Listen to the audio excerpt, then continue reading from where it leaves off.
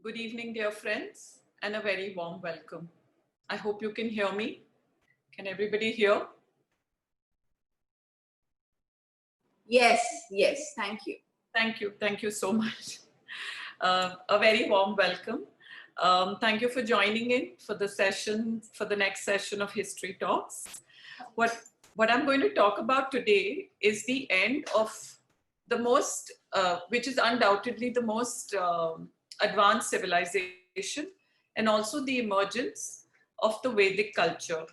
And the Vedic culture can also sometimes be called the Vedic religion, but the framework of India's belief systems and India's culture lies in both the in the Indus Valley civilization as well as the Vedic culture.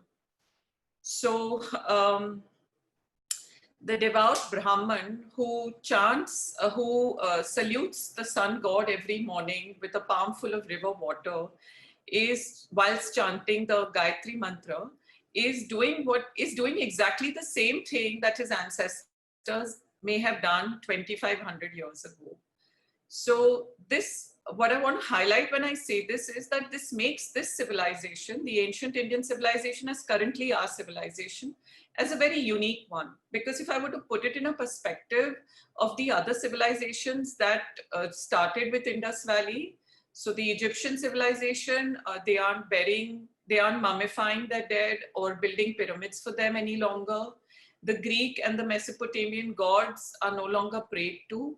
Those regions house followers of Islam now, which brings us to our civilization, which I would think is very unique because it's a living tradition. We still are doing a lot of things that our ancestors were doing, maybe diluted forms of it, but we are still following that. So in that sense, it's a tradition that is unbroken, and the tenets of its belief systems that were laid out 2,500 years ago still stand strong. So let's start with this. I'll begin with my, I have to share the screen. Also, what I wanted to say is that the last time that I explained history was in a much linear fashion, like a timeline. But what I'd like to really tell you is that though history may seem to us appearing in a straight line, in a chronological straight line, but that's not how it really happens, because things do not occur in a linear pattern. One event takes place and then there are several things that take off from that event, and a lot of other events are set in motion. So we'll see how things pan out at the end of the Indus Valley civilization, and we'll see how it went from there. Also, what I'd like to tell you is that these are very vast topics and very vast subjects. What I try to do in a short time of 40 minutes is concise it and bring to you in a slightly gist form. There are many aspects of these topics that I somehow am not able to cover. And that does not mean that they were not important, or that does not mean that they did not cause any sort of impact on the times at that time. It's just that the time for me to relate these things is too less. But if I'm able to pique your interest in any one of these, and you'll pick up a book or you'll pick up a novel next time that you'll are traveling or at home or in a bookshop to look about any one of these things further, then I think I would have done my job really well. So without further ado, let's start. So the ancient civilization in India thrived in a demarcated area it flourished in a definitely separated subcontinent. So it was, like I explained to you the last time, it was in a demarcated area. Now this is an image of the ruins of a city of the Indus Valley called Mohenjo-daro. Now, Mohenjo-daro and Harappa are two cities that were unearthed by archaeologists as early as the beginning of the 20th century. Like, I'm not sure with the dates, but I think it's 1922. Now, what you see over here is from where the name of this place comes, Mohenjo-daro. It's like the mound of the dead. It is believed that that the dead are buried, or the dead's remains are buried in this mound here. what I want to highlight from this image is that this is a very well-planned town, as you can see it. The bricks are all uniform and standardized in size. And these were all, this is a city that has been unearthed. Now, Mohenjo-daro and Harappa were not called Mohenjo-daro and Harappa in the olden times, in the times that they existed. They are called so by archaeologists who discovered them in regions of their present occupation. They may have been further from the river, closer to the river. We don't know where the river banks may have been when these cities were made. Were Mohenjo-daro connected to each other? That's also not known. That whether these cities were connected to each other, were they contemporary to each other? Did they flourish at the same time, or did they come one after the other? But what I want to tell you is this is laid out in a very well-grid pattern. You can see staircases at some places, means there were levels were being made. And these are bricks. These are an advanced planning. This is advanced town planning. Now, if you look at this, this is the most impressive, one of the most impressive structures and unique structures that were unearthed. This is like a rectangle pool in a sort of a quadrangle space, and this seems to be like a bathing pool, and it had culverts which could fill and drain the water. It's tight. The walls are made of bitumen. Bitumen is the substance that makes it watertight, and you can see steps coming down into this, and these pillars are around it indicate that there were two big halls on either sides flanking it. It was also, they also had a granary close to it, which goes to tell us that maybe in the religion that they followed, this played an important part in the ceremonial functions. But this kind of a bathing pool has not been seen in any of the ruins in any of the civilizations. So this is unique to Mohenjo-daro, unique to the Indus Valley. Now it's called Indus Valley Civilization because it was discovered when the river was called Indus. And they believe that because they discovered Mohenjo-daro and Harappa, they believe that it was a civilization that existed along the Indus. But that's not so true, because later several other towns were discovered, and they were not necessarily on the Indus, but on several other rivers.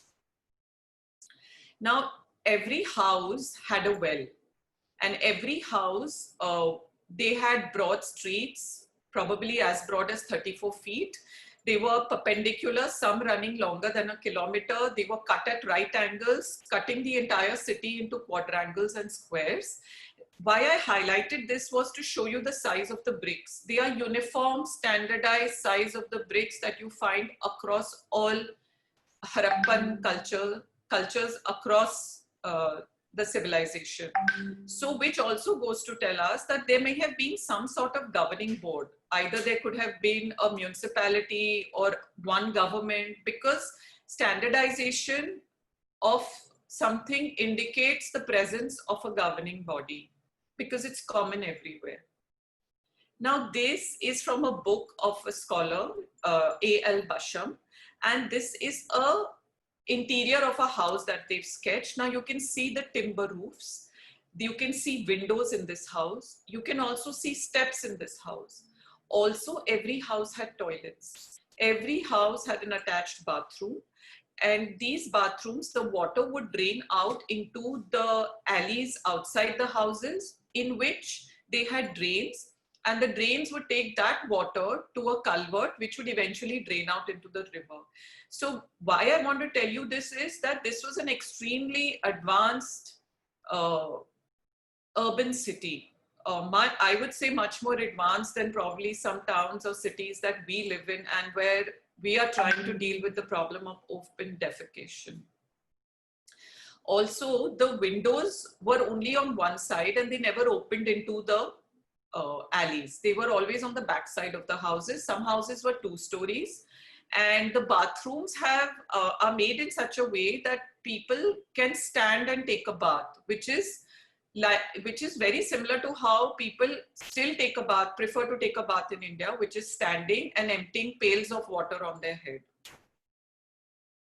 This I want to show you is the open drain. Is the drain not open, covered by these slabs, but these were the drains from where they would get the refuse of the bathrooms, which would travel right outside the cities and drain into the river, along with which they were set.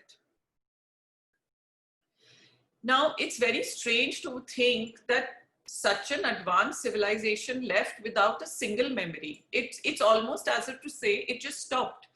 And the theories that are, okay, I'll get to that a little later. What I want to tell you is that Mohenjo-daro is, 7 layers of Mohenjo-daro have been unearthed by archaeologists.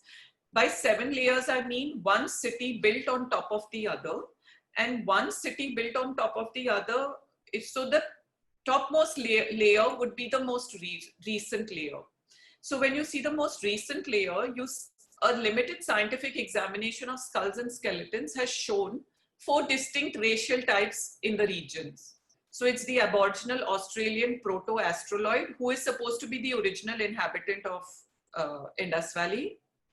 Natives from regions along the Mediterranean Sea. In the last session, I told you that they traded with Mesopotamia. So when you have trade, obviously you have exchange of merchants, you have exchange of people coming. We see it even today when people travel to other places because of business and probably land up living there for a very long period of time and become inhabitants of that area. So there are natives from regions of the Mediterranean. Then there were skeletons found from West Asia and Central Europe, the Alpine regions. And then, of course, the Asian ancestry, which is the Mongoloids. So these are the 4 races whose skeletons were found. But again, more needs to be researched to see as to how many of these people constituted of the Indus Valley population. But the Aboriginal Australian proto-astroloid are the people who make up the major population. Now we come to, so why did this end? Why is it that, how could such a civilization vanish without a trace of memory behind it is a problem that has not yet been solved. It's a question mark which a lot of scholars have researched on but have not been able to come to a conclusion. There are several theories about it. So one of them is obviously the lack of agreement on the cause, but the theories proposed it that there is an environment change. By environment change, what I mean is that probably the population exploded and the resources that the population, the resources available to the population, they exhausted them, and hence the city just outlived its purpose or was unable to provide for the rest of the people. Or there could have been tectonic events, which is basically plates under the earth shifted, causing the flooding of Mohenjo-daro and the drying up of the Saraswati River. Now, when the Saraswati River dries up, it is feeding the rivers below. If that river dries up, then the rivers that are down below, on whom this entire civilization is subsisting, do not get that water. And this was a riverine civilization, very dependent on rivers for their agriculture, for their trade, for their water, because of water, a lot of, because of water being available, water is like gold, you know, you need water for everything. So one of these causes could have been it could have been nature caused. The invasion of tribesmen. So they say that there were tribes that came from the western hills of Indus that invaded the cities, caused disruption in trade, and led to the collapse of the cities. And the fabric of the society compromised. And the fourth one is where a lot of Indian scholars believe that neither were there any natural calamities, nor did any invasions take place, nor did any environment take place. But basically the fabric of society was compromised, followed by human intervention causing breakdown, which basically means that the city on its own the residents decided to migrate for whatever reasons.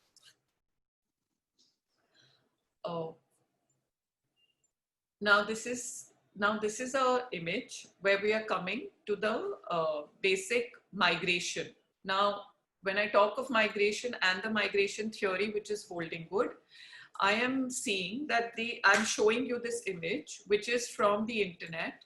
And I think this is the western part of the Indus. This is the Indus River here. And these are the river, this is basically the Sapta Sindhu region. The Sapta Sindhu means the Indus River and its 5 tributaries, the Satluj, the Byas, the Ravi, the Chenab and the Jhelum, and the Saraswati River, which flowed at that time. So this is the Indo-Aryan invasion, so they say. I will talk about it later. And this is where the Indus Valley was. And this is where the tribes came in, and this is where the Rigvedic tribes made their home, from the river Sindhu to Yamuna.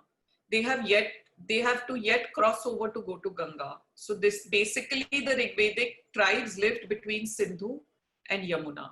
So Yadu, Bharat, Puru, Turvasa, all of these are the names of tribes that existed at that time. But I just wanted to give you a picture as to how the migration really took place. I mean, these are images that probably have been made to explain to students, to put the geographical locations in perspective. Now, you must be noticing that this river is now called Sindhu. It's no longer being called the Indus.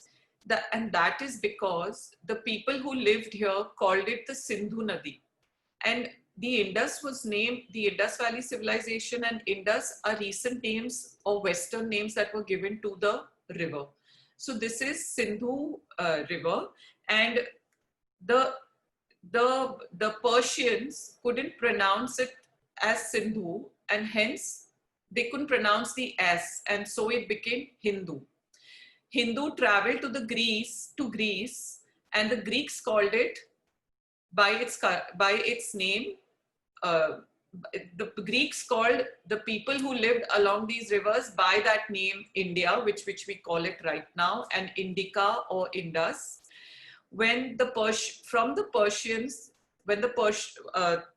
From Persia, this traveled to Greece, where the whole of India came to be known by the name of the river. With Muslim invasion, the Persian name returned as Hindustan. And the followers of the old religion came to be called as Hindus. What did the ancient inhabitants of this place call this place? The ancient inhabitants of this place called this place Jambu Dvipa. Jambu being the jamun tree, and Dvipa has a far deeper meaning than just island and continent. What Dvip actually means is planets located in the outer space, like a planet in the outer space. So it was known as a planet in the a world. It means an island in the ocean of outer space. Sorry, islands in the ocean of outer space. And by the main tribe that was here, Bharata, it gets its name Bharatvarsha. So I'm taking you back into history, where we are now not calling it Indus by the modern name. We are calling it by its original name, Sindhu.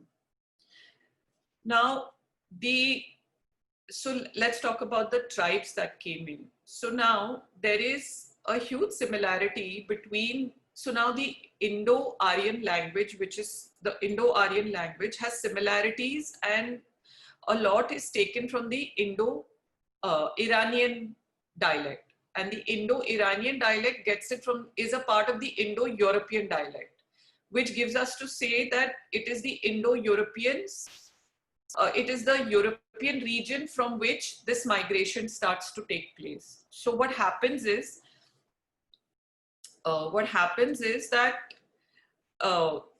the people who came here obviously had a previous history, and just to put the entire region in perspective for you to understand what it could be.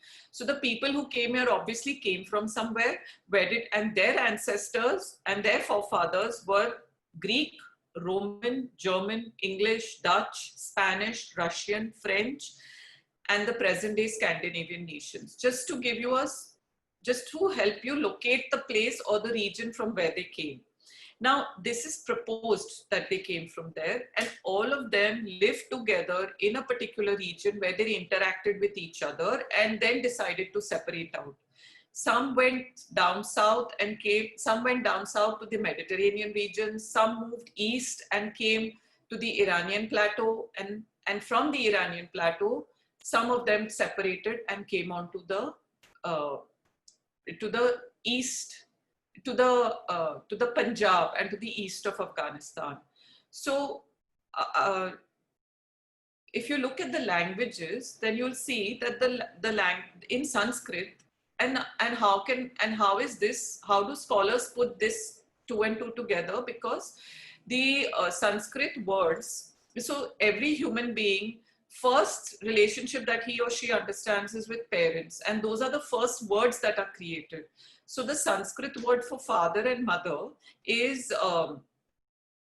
mata pita, and the Latin word for father and mother is pater and mater, and the Greek word is pater and meter, and the English word is father and mother, and the German word is Vater and Mutter.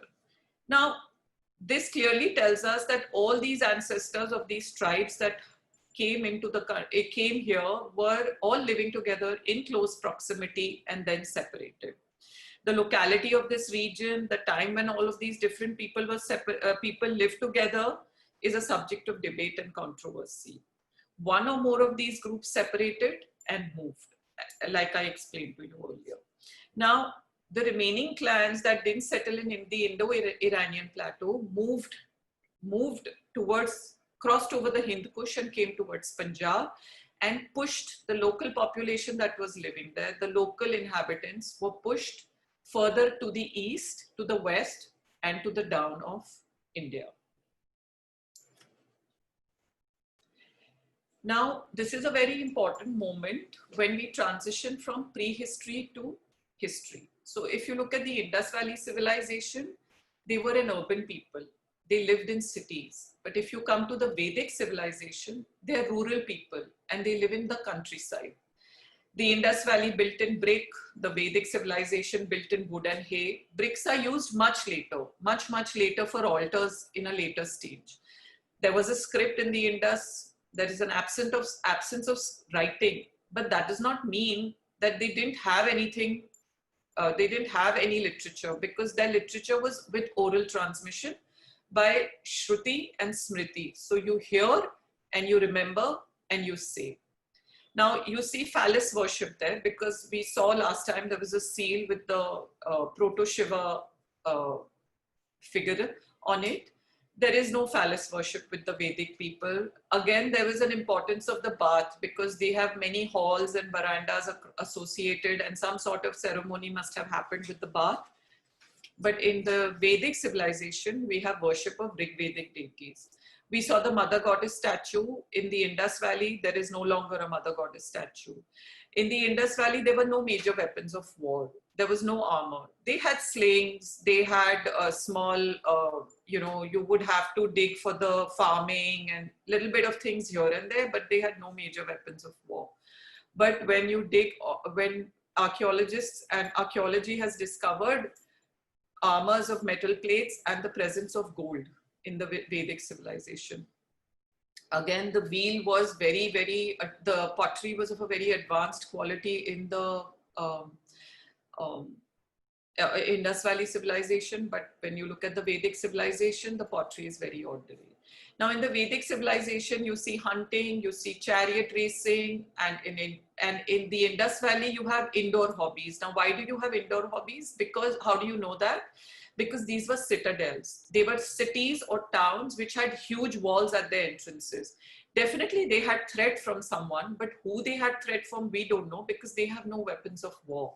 But the citadel walls were very high, very tall, and they were protected. And no such areas have been found where you can see that they were playgrounds where people were kind of indulging in those things. So it's assumed that most of the hobbies may have been indoor. Also, in the Indus Valley, there is prayer to trees. And in the Vedic, there is just prayers to the Rigvedic pantheon of deities. Also, you don't see horses here. You don't see reverence of cow or oxen in the Indus Valley, but you see a bullock cart here. But in the Vedic civilization, there is a lot of importance attached to the cow and the presence of the horse. Now, the Vedic literature is eternal, supreme, and sacred. These are the Vedic,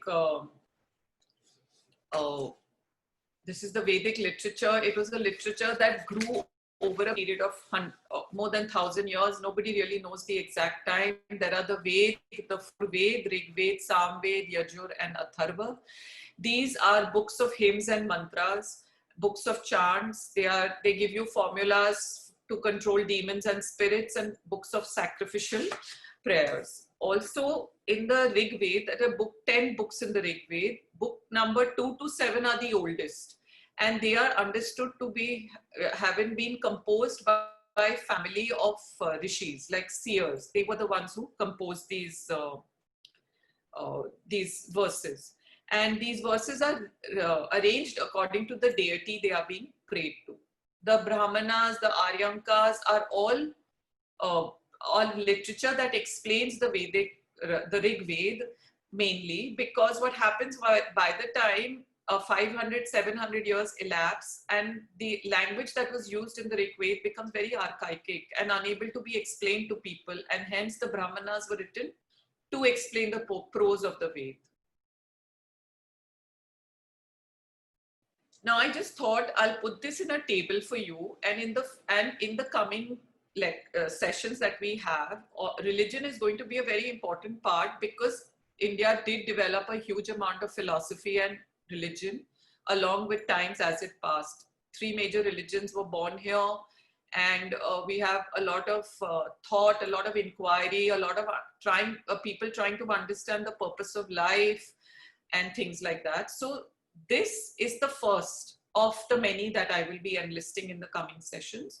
So the Ved, the Brahman system of effect by means, what did you do here? So what you did was the Brahman would offer the sacrificial, would offer yagyas, and we were there was polytheism, which is actually quite misunderstood here. I'll explain it to you there. But yeah, there were a number of gods, and they were all from nature, mostly sky gods, because the people, the tribes who came here, along with the locals, the intermingling, the intercultural mix brought about the Aryan culture that we see present. But the people who came were pastoral, nomadic, they were traveling, and hence they worshipped the sky gods. So you have Varun, who is sky, you have Indra, you have Agni. Agni is fire. Fire is again very important, because it was what would take, it was a messenger, what would take your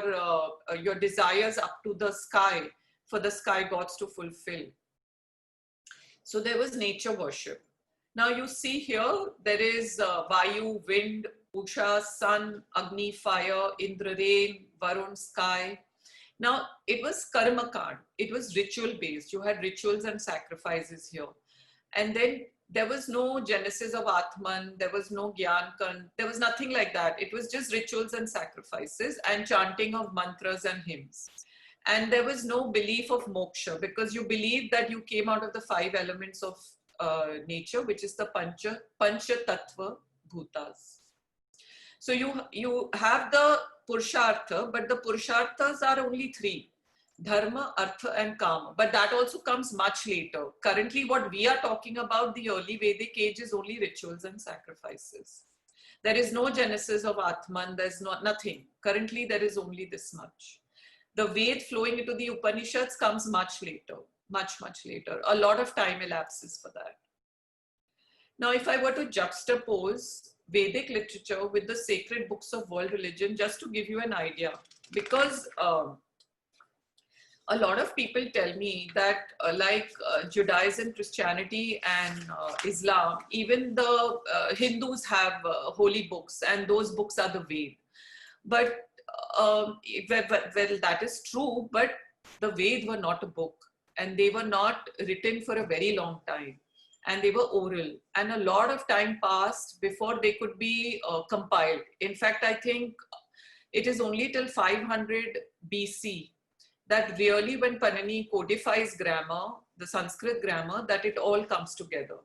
So this is the literature of the Vedic age that grows over a period of time. It is not at one time that all of this is written. It is over a period of more than 1,000 years, 500 years. Some people say 2,000 years. Some people say 3,000 years.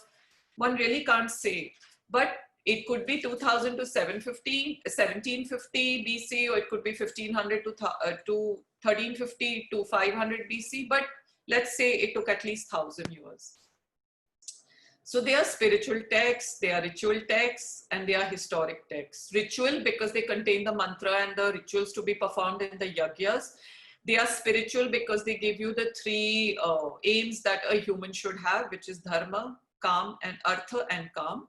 And they are historic. Well, they are not written, so they can't be really termed as historic, but they are historic because they contain a lot of information about the social, economic, and religious conditions of society. Just by reading the mantras and the hymns, just by reading the songs of them, you can understand how society was, what was the status of women, how a marriage is conducted, what happened to the dead, what happened when a child was born, what were you supposed to do, how did people attend school, what happened in these schools, and so on and so forth. How were the tribes organized? What was the, how did people live? So it contains that. And once this gets completely entrenched into society, they become the basis of our society. And I will be coming to that in the next lecture, because it is so vast and so varied that it would require another whole session to do that. And so these are basically hymns and chants and mantras. And they are seen by the seers. They are divinely received in their eyes, and they are heard in their ears, and they are uttered as chants. So it's not like they are written down somewhere. Now, Judaism is the divine revelation to children of Israel. It's a guidance for humanity by God. These are God's words. God spoke to the children of Israel. It's Christianity, a record of human and divine relationship, a collection of a definite number of books arranged at a particular times. These are conversations between God and his people. And in Islam, God spoke to Prophet Muhammad via angel Gabriel. It is a literal transcript of God's speech. The Quran means to read, to recite. It's an individual literary work. This is not an individual literary work. Initial work of the Ved were done by 7 families of rishis, and they were composed. They were not written down. So a lot of time elapses by when they were heard first and when they were written. So there's a lot that is lost in the middle. Though the devout Hindu believes that it is Deva Bhasha. The Ved are Deva Bhasha, God's words, and written in Sanskrit, which is Deva Bhasha, which is the language of the gods, and written in the Devanagari script, which is the script that existed in the Nagar of God, Devanagari. So there is a distinction between the Ved and the other 3 religions that are that are religions of the book, as you may call them. Now, though Rigved had a lot of polytheistic, lot of polytheism is seen in Rigved, but there is this mantra in Rigved, this chant, this hymn in Rigved, where they say that they call him Indra, Mitra, Varun, and Agni. He is the heavenly bird Garuthmat. Garuthmat is Garud, the eagle. Now, the eagle is very revered here. To what is one, the poets give many a name. They call it Agni, Yam, and Matariswan. Matariswan is again Agni, but it's the wood that will burn and give out Agni. So Mata is again mother, and it's the mother of fire. In the sense, wood will eventually burn into fire, so hence the mother of fire. Now this is this is an map which is telling you about the migration further deep inside. So what happens is that as time passes over a period of years, the tribes keep coming in. They keep conquering land. They keep coming in. They keep coming in, but they come only till the Vidarbha, like where the Vindhya mountains are. They do not go any further than that. And just to cover from the Sindhu to the Ganga takes them a very long period of time. It takes them, I think it takes them a very long period of time to come from just the Sindhu to the Ganga. And these are the rivers still here. And this is the Ganga, this is the Yamuna. In the next session, we'll be talking about an absolutely established Vedic culture where you will have tribes and intertribal wars, where the entire we will understand how kingdoms work, how the king works, who are his helpers. The entire polity of India will come out in the next session, and the entire action will just be in this Doab region, which has been the region of intense war because it is very, very fertile and it is between two rivers, Ganga and Yamuna. And till the very end, it has always been the desire of rulers to come and occupy this space. Now, we are seeing that they are coming down here, but what was happening in the rest of the country? Sometimes a lot of people ask me that why does it always have to be about northern India? Why not here? But obviously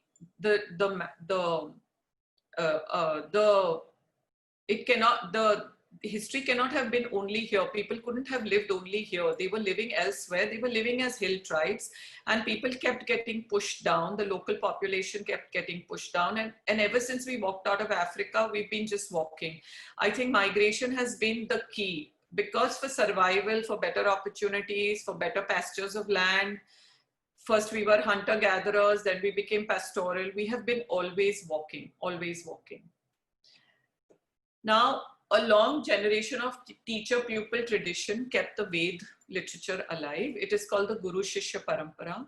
Several centuries lie between when the hymns of the earliest Rig Ved were sung and when they were finally compiled in the Samhitas. Language of the hymns is more archaic than of the Vedic prose. Now, the Sanskrit that is used in the hymns is very different from the Sanskrit used probably in the Upanishad or the literature later than that. And it has its origins in the dialect. It has its origins in the dialect of the Indo-Iranians. So the Avestan, the Indo-Iranian branch is very simple. So the language used in the Avestan, that language is very similar to the language used in the Rigvedic prose, in the Rig Ved mainly. And period of several centuries for the origin of Brahmanas. Upanishads belong to a different period of time. Aryans. Now, Aryan is a word with Aryans travel and conquer from Indus to Ganga over a period of several centuries. The move is slow. The move is very slow paced. Now, this is very interesting that when does Arya become a race in Europe? So what Arya etymologically is derived from Ar, meaning to cultivate. Arya is the self-designation of the Vedic Indic people. They call themselves Arya. It means kinsmen or companions. The terms Indo-European and Indo-Aryan are used by linguistics and historians. They have nothing to do with racial classifications. Max Muller, who is an expert at the Rigveda, categorized Tamils as Dravidians and Sinhalese as Aryan. This implication took a life of its own. Max Muller was from Germany. For British, when the British... Ma'am,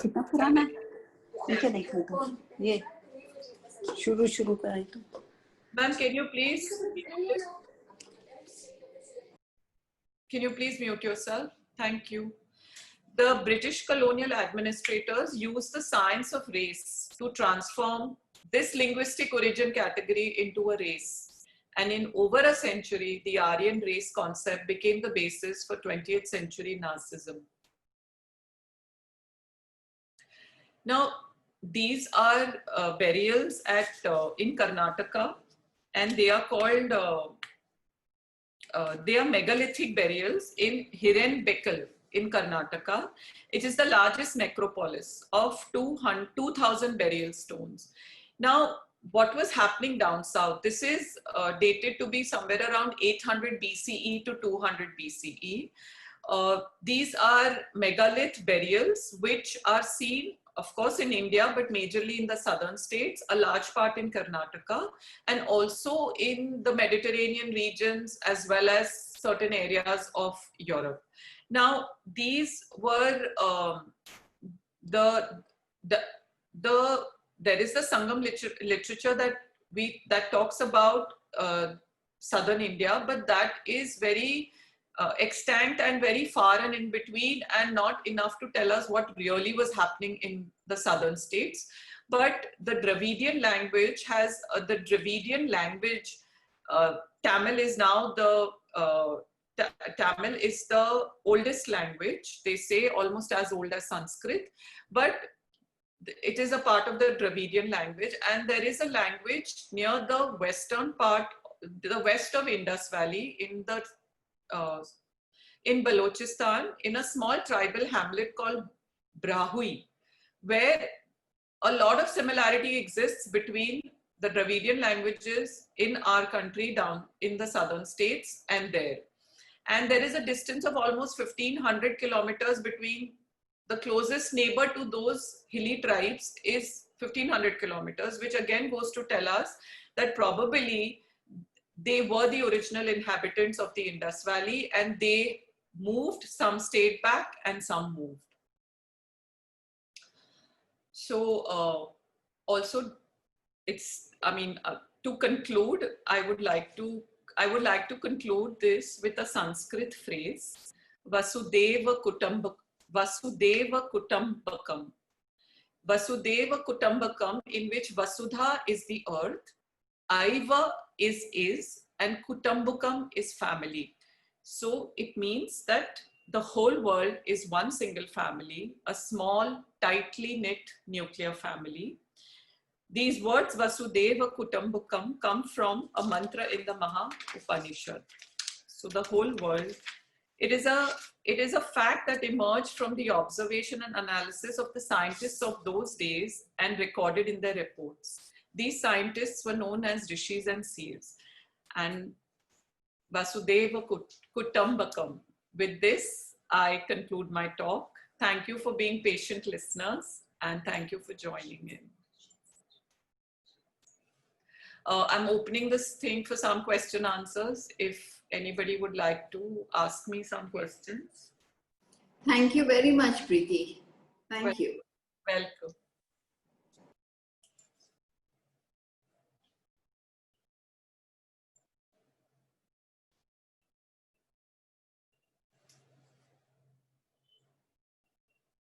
It's in the chat.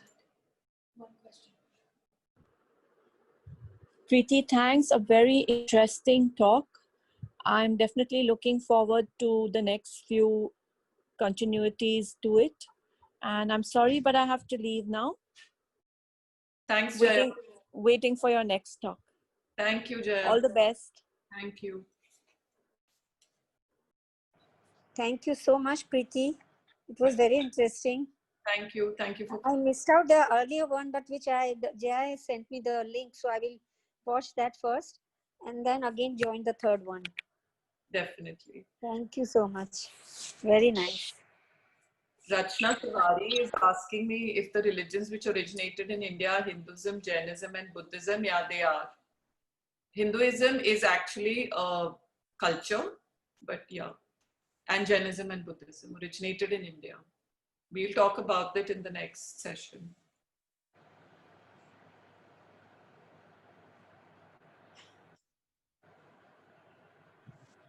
Preeti, thoroughly enjoyed this, very enlightening. Just had a quick question for you. Would you be able to do something for younger kids which they can understand? Like this was too detailed, I think, for them to really understand. Sure. But So something more for the younger lot so that they can understand maybe more about the Indian history, if not like the Indus Valley civilization or something, but maybe more just about Indian culture if that's easier. yeah, sure, I could do that. Could focus it on kids and make it Great. simple. I think the previous session I did, Ritu, was actually could be understood by kids. So I'll just send you a link of that.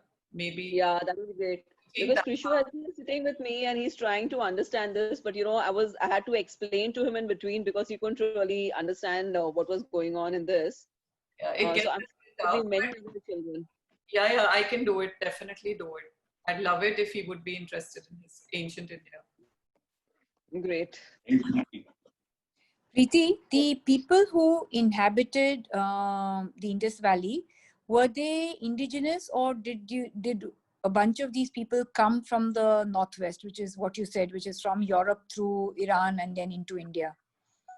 So Sharda, I think there was a mix of people there, because if you look at if you see that there has been a scientific examination of the skeletons that came out from Mohenjo-daro and Harappa, and it's not very detailed, not too many skeletons were investigated, but they have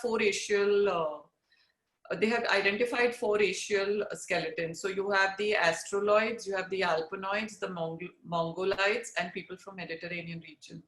So I think there was a lot of coming and going of people. It's not necessary that the skeleton they examined would have been a resident of that place. He could have also been visiting. So like I said, a lot more needs to be done, but they had trade. And so if they had trade, then they were traveling. There were people. The most vivid image of that civilization is that of the dancing girl. Yeah. And therefore, I remember all our school history books. Yeah. And I think therefore there's this popular perception that she was therefore closer to the Dravidian civilization because of that flat features on the face. Yeah, so the proto Australoid racial features are bull lips and the snub nose, which is the dancing girl. And hence they believe that the indigenous people were like that.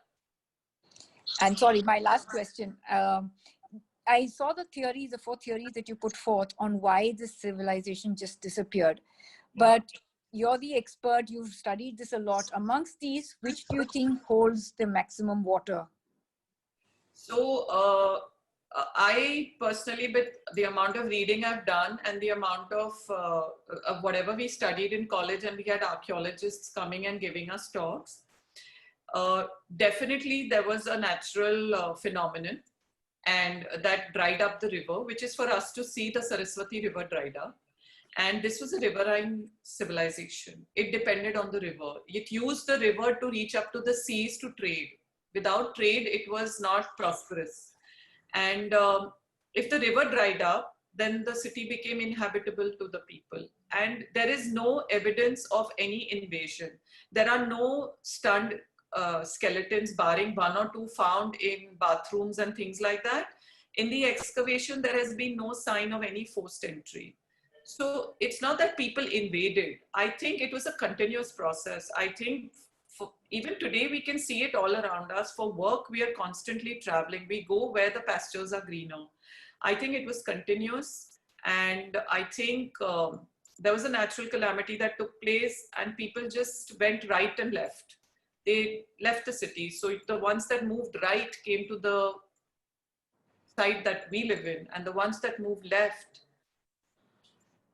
went to the other side, to the Iranian plateau. And despite moving to the right, somehow all that knowledge for the longest time got lost, right? The whole technology, architecture, everything went. Absolutely. So it's a lacuna in India's history. It's amazing to know. It's actually fumbling for all to imagine that such an advanced civilization, and we are coming back to living in countryside. Exactly, yeah. We are, bricks are not being we are not using bricks to build, but we are using back to hay and bamboo. Yeah. That's something that is baffling everybody. That how come you had attached bathrooms everywhere for bathing as well as for your toilet, and now you come back to going out in the open. It's only much later when the Huns and the Turks start attacking India that people start keeping their women in their houses again, because the threat of attack stops the, people stop letting their women out to use bathrooms, and they start using them inside. Till then, there is no concept of a toilet at home. So Right. advanced drainage, advanced sanitation, measures that were used in the Indus Valley are even used today. The bricks were standardized across all Harappa culture. So there was a municipality, there was a government, there was some sort of thing that was binding it all together. But unfortunately, it's a lacuna, like I said. It's a lost from 1350 BC to about 900 BC. Till the time you really see the drama unfolds only in the 9th century BC, because till then Vedas still oral. So the Indus Valley is what, 3,000 or 5,000 years ago? No, so Indus Valley is somewhere like it's a civilization that would be something like 2,500 BC to say about 1350 BC, realistically speaking. And I feel that the decline was gradual. It was not like somebody came on a horse and just finished off everybody. It doesn't look like that. But the people were, they were a very happy population, and the fact that there are no weapons of war means that they were not threatened. They didn't ever develop it. They didn't ever think of having armies or weapons. They may have had armies, but they didn't have weapons. Also, when you come from the mountains, you come with far more strength. So you stun far easier. People are more sedentary. Lifestyle is more sedentary, and that's happened with India always, because whichever marauder or whichever invader came to India has never left, has stayed back because of the weather, because of the amount of agricultural produce it's able to offer, and just the happy temperament of the people. The people are happy because the weather is very good. The monsoons are a unique part of India.